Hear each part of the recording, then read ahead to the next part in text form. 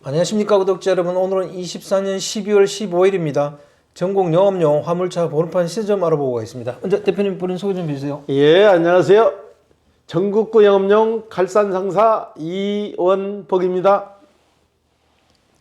네, 대표님. 예. 이번에는 또 전국 영업용 화물차 번호판 시세 중에 좀 변동이 있는 게 있습니까? 개인 소형이 소폭 하락했거든요. 개인 소형부터 말씀드릴게요. 개인 소형은 1.5톤 이하 2,950만 원에 거래되고 있고요. 전주 대비 30만 원이 하락했습니다. 개인 소형 전기차 넘버는 2,700만 원, 개인 중형 1.5톤 초과 16톤 이하 전주와 동일하게 2,750만 원에 거래되고 있고요.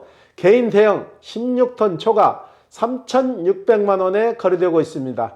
출애라는 5,800만 원, 덤프 오더는 3,600만 원에 거래되고 있습니다. 네, 대표님. 이번 주 시세 중에 개인 소형이 조금 내렸습니다. 이건 왜 그렇습니까? 예, 동절기에 접어들고 경기가 너무 없는 관계로 팔려고 내는 매물이 너무 많아요. 네. 많아가지고 매물이 잘 안 나가고 파는 분들은 꾸준히 오기 때문에 소폭 하락한 거예요. 예. 지금 전체적으로 경기 상황이 안 좋죠? 요즘 전국 시세가 그렇잖아요. 전국이 여수선하고 그러다 보니까 더 그런 것 같아요. 예. 경제학자들에 따르면 우리나라 경기가 계속 좀 침체 국면으로 들어갈 가능성이 높다 그래요. 그렇게 되면 화물차 시장의 넘버 시세는 어떻게 되는 건가요? 지금 우리나라 경제 시장이 제 좁은 소견을 말씀드리자면 너무나 한쪽으로 편중됐다는 거죠. 반도체나 자동차 쪽으로만 편중되고 다른 산업 발전이 좀 더디게 이루어진 거죠. 그래서 골고루 이루어져서 어느 정도 균형을 맞춰야 하는데 그게 안 되다 보니까 경기에도 직격탄을 맞는 거잖아요. 지금 돌아다니다 보면은 임대 점포 가게가 어마어마하게 많아요. 임대가 안 돼가지고 부동산 경기가 활발히 떠가지고 건축을 해서 아파트건 상가건 지면은 경기가 좋으면 이게 다 분양되고 장사도 잘 되는데 이게 안 되다 보니까는 전반적인 업체에서 전부 다 불황으로 돌아가는 것 같아요. 예. 지금은 뭐 거의 폐업의 시대라고 그렇게 표현하더라고요. 일반 자영업자들이 거의 폐업이 굉장히 많은 것 같은데 화물차는 어떻습니까? 하시다가 그만두는 분들이 좀 많나요? 지금 화물차도 저희한테 사가지고 6개월 되기만을 기다렸다 들어오시는 분들이 지금 또 많이 오셔요. 요즘은. 본인들이 적응을 못하고 더 이상은 미련도 없고 힘들어서 못 오겠다고 오시는데 그런 분들이 요즘 종종 오셔요. 예. 그러면 대표님 매매 상사에서는 주로 거래되는 게 그래도 개인 소형 위주로 거래가 되는 건가요? 그렇죠. 개인 소형이나 개인 중형, 개인 대형은 거의 저희가 하지 않기 때문에 개인 소형이나 중형이 많이 이루어지는 거죠. 예. 그럼 다음 주는 어떻게 전망을 보세요? 다음 주는 큰 틀의 변함없이 개인 소형은 30만 원 정도가 내렸는데 이 금액대를 계속 유지할 것 같아요. 올까지는 이 금액대에서 마무리가 될 것 같아요. 예. 이번 주 거래건 중에 기억에 남는 건 있으면 얘기 좀 해주세요. 강서구에 사시는 분인데 58년생이시더라고요. 이분은 화물차를 처음 시작한다고 해가지고 차종 선택을 하는데 굉장히 고민을 하시더라고. 그래서 차종 선택을 하지 마시고 일단은 선탑을 해오시고 나서 우리 사장님 체형에 맞는 차를 한번 진행해보자 그래가지고 그분도 그게 맞는 것 같다 해가지고 화요일날부터 이제 선탑을 하시거든요. 이 사장님은 처음에 오셨을 때 1톤 차를 생각하고 오셨는데 그걸 1톤 차 같은 경우는 발을 묶고 하는 자것이 과정이 있거든요. 짐을 싣고 발을 묶고 그렇게 하는 걸 그걸 좀 꺼리시더라고. 그래서 그러면은 차종 결정하지 말고 벤 종류도 선탑을 한번 해보고 나서 화요일날 수요일날 선탑하기로 했으니까 끝나면 다시 와서 상담을 하기로 했어요. 예. 그분은 왜 1톤을 딱 정해놓고 그렇게 화물차를 하려고 그렇게 마음을 먹으신 걸까요? 벤 종류는 생각을 안 해보셨다는 거예요. 벤 종류는 일하는 방법도 모르고 퀵이라는 그 개념을 전혀 모르시더라고. 그래서 제가 거의 한 30분 동안 상담을 해가지고 다시 선탑을 하고 나서 차종은 결정하기로 했어요. 예. 58년생이면 화물차 시장에 진입해서 뭐 일할 만한 그런 나이인가요? 지금 일하는 나이를 떠나서 지금 사회 구조가 그렇게 되잖아요. 자꾸 은퇴가 빨라지다 보니까 그리고 수명이 늘어나니까 제2의 직업으로 뭔가는 해야 되니까 그렇죠. 화물을 하든 좀 괜찮은 사람들은 개인 택시를 하든 결정을 해야 되고 놀 수는 없잖아요. 연금 받는 거 가지고 생활하기는 부족하니까 제2의 직업을 생각해서 오시는 거죠. 예. 그럼 그분은 지금 선탑은 아직 안 하셨죠? 화요일, 수요일 선탑 날짜를 정해가지고 이제 그때부터 시작하실 거예요. 선탑을. 예. 그 선탑 제도에 대해서 다시 한번 설명 좀 해주세요. 선탑이라는 것은 미리 내가 체험을 해보는 거죠. 네. 기존에 하시는 분 옆에 타고 다니면서 그분이 이러는 그 과정을 배우는 거죠. 전혀 모르는 상태에서 본인의 체형에 맞지도 않는 차를 선택해가지고 힘들어하고 적응 못하는 것보다 먼저 선탑을 해서 체험을 해보고 본인이 할 수 있겠다 했을 때 시작하라는 개념이죠. 예.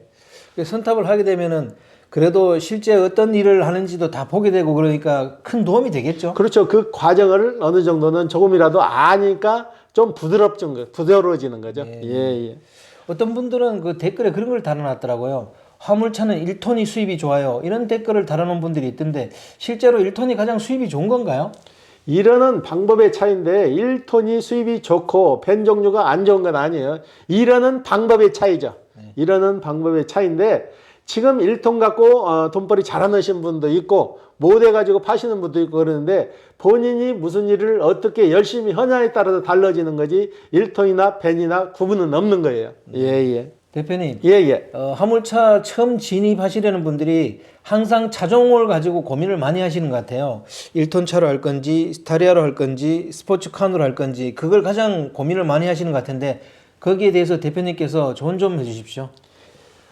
차는 1톤 차나 1.2톤 차나 카고가 제일 전천후로 일거리는 제일 많은 거예요. 네. 많은데 거기에 대한 또 다른 조건도 있는 거예요. 전부 다 지게차나 이걸로 상하차 하는 게 아니고 수작업도 많다는 얘기죠.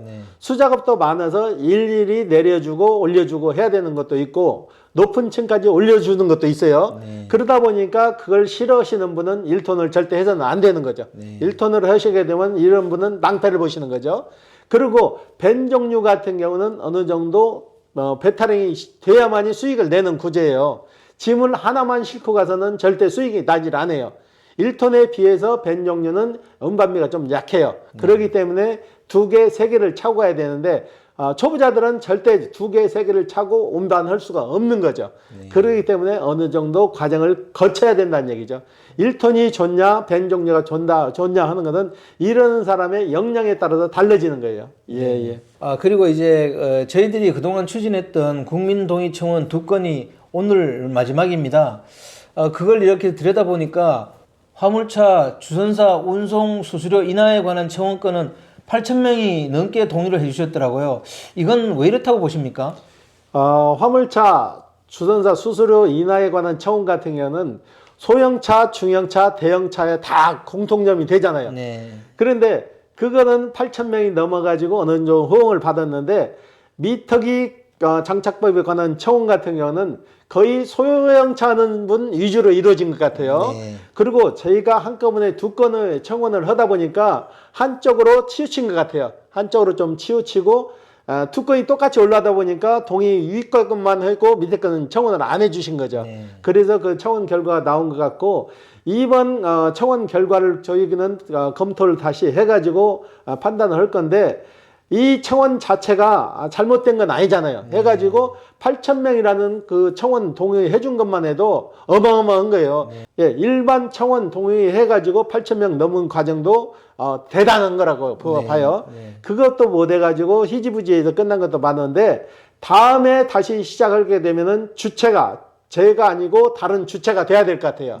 화물차 하시는 분들이 주체가 되든지 조합이 주체가 돼서 해야만이 협조도 좀 구할 수 있는 것 같고 그러는데 매매 상사에서 주체가 되다 보니까 아무래도 좀 생각 부분이 좀 다른 것 같아요. 그래가지고 다음에 할 때는 여러분들이 주체가 된다면은 저희가 그동안 가지고 있는 자료나 이걸 여러분들한테 다 나눠드리고 적극 뒤에서 도울 예정이에요. 예. 그렇게 되면 저희들이 유튜브를 통해서 홍보를 해주면 되는 거니까요. 그렇죠. 예.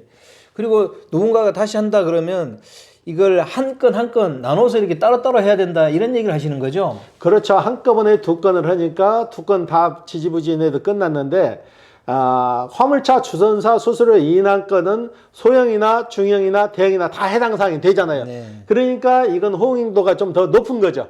그러니까 다음에 할 때는 잘라서 해야 될 것 같아요. 두 건을 한꺼번에 하지 말고 일단은 화물차 주선 수수료 인하의 건만 파고 들어가지고 이걸 완벽하게 올려놓은 다음에 미터기는 그 추후로 넘어가야 될 것 같아요. 예. 그래도 대표님께서 그동안 옆에 분들한테 많이 알리고 홍보를 해가지고 그래도 열심히 노력하셨는데 좀 안타깝긴 합니다, 대표님. 그래도 저희가 밑거름은 깔았잖아요. 밑거름은 깔았고 이런 게 있다는 걸 우리 구독자분들도 알아주시고 저희한테 많이 격려해 주셔가지고 저희도 큰 도움이 됐어요. 예.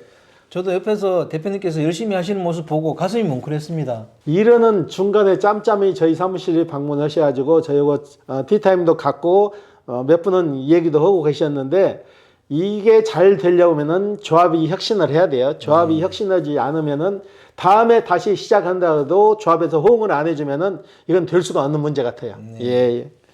대표님 마지막으로 그러면 이제 화물차 주선사 운송 수수료 인하가 왜 필요한지 그 한번 다시 한번 말씀 한번 해주세요. 화물차 주선사 수수료 인하는 너무나 지금 과하게 수수료를 받아가잖아요.